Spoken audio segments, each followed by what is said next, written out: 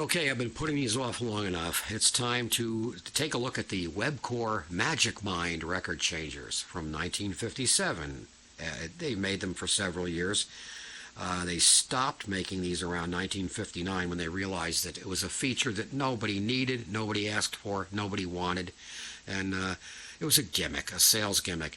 Well, the way they did it was if you intermixed a 7-inch and a 12-inch record at the same time on the spindle, it would automatically switch to 45 if it was a 7-inch record, and it would switch back to 33 if it was a 10 or 12-inch record.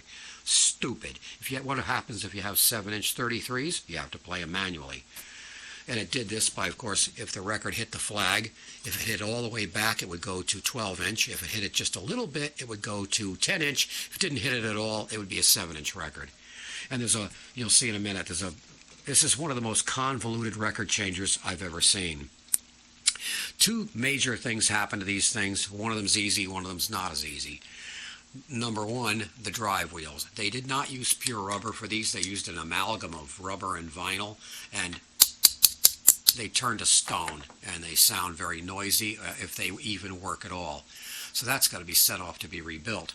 The other thing that happens to these things, and I'm going to put this to the arm here, I'm going to cycle this by hand. Naturally, the turntable goes clockwise, so we're going to turn this counterclockwise.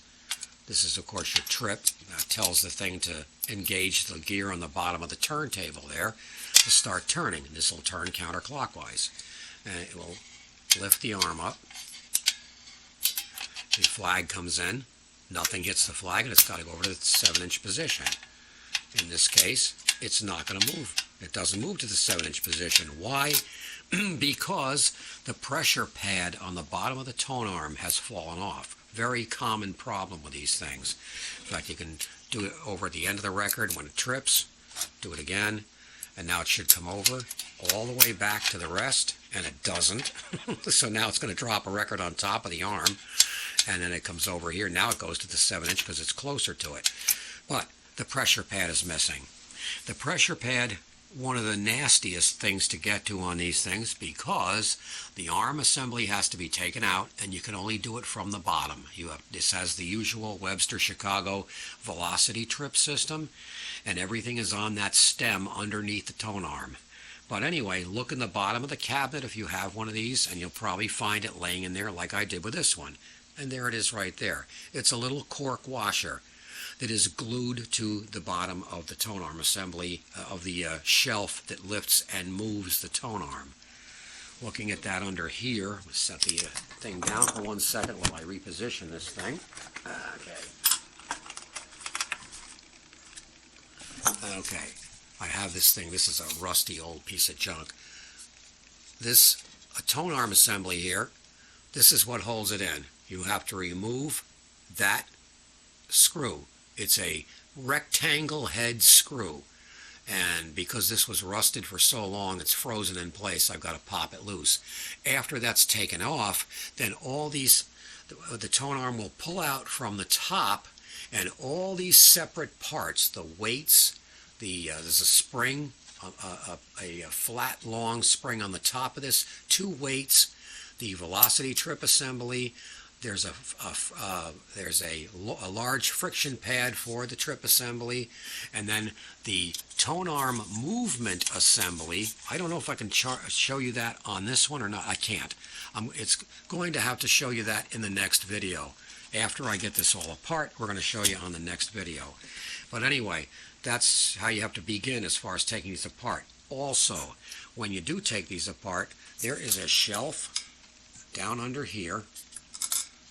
There's a small shelf. You see that? You can see the top part of this metal bar in there. That has a foot on the end of that bar. And then there's a shelf under this plastic trim piece, which of course you can't remove to get it out of your way, not until the arm's out of the way. Anyway, the arm on the end of that, on the end of this metal bar, there's a part that comes backwards, and there's a crescent-shaped shelf under this plastic part. This has to go under that shelf, and the easy way to put it back in is to have it on top of that shelf, and of course it won't work again. So you have to keep the arm up in the air as you guide it in, and it's a, oh, there you can see it. I think you can see it there that way. But anyway, that's when you put it back together, but you're a long way away from that. But anyway, that's the first view of the Tragic Mind record changer, Magic Mind, by Webcor. And there's a lot of these out there, and they need to be fixed, so that's the reason for this video. So stay tuned. There'll be another video fairly soon.